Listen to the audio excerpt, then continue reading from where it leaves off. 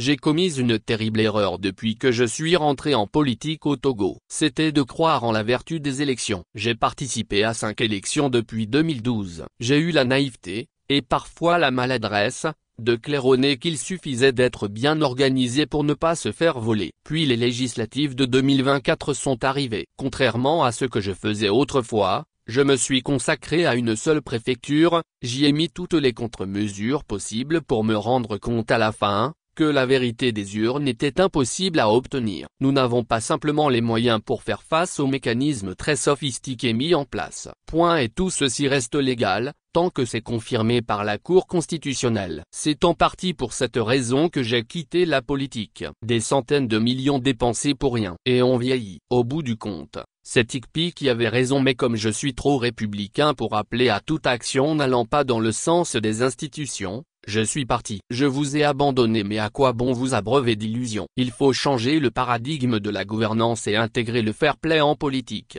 Celui qui gagne, c'est celui qui remporte les suffrages. Nous l'avons eu aux élections législatives de 1994. Il faut que ces comportements chevaleresques, où on gagne avec honneur, reviennent dans notre pays. Il faut reconnaître que les résultats des élections législatives de 2024 constituent la plus lourde déroute électorale de l'opposition depuis la Conférence nationale souveraine.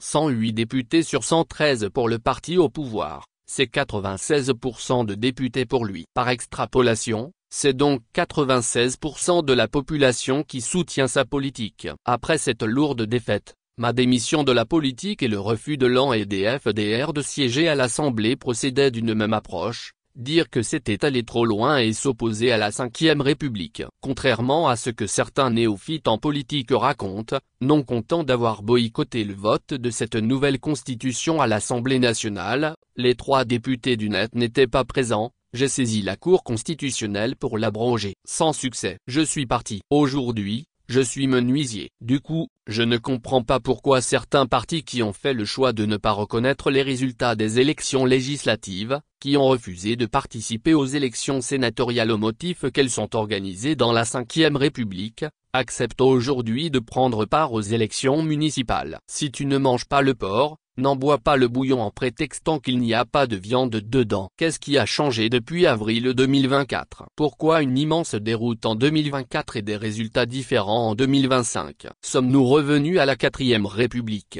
Qui vous prendra au sérieux si vous contestez de nouveau les résultats? Êtes-vous devenu masochiste? Si les jeunes aujourd'hui ont perdu la confiance qu'ils avaient pour les hommes politiques, c'est aussi à cause de ces messages contradictoires. J'en ai fait partie. Comment s'interdire de penser qu'il y a des accords secrets, et qu'en fin de compte, les intérêts partisans priment sur la lutte collective?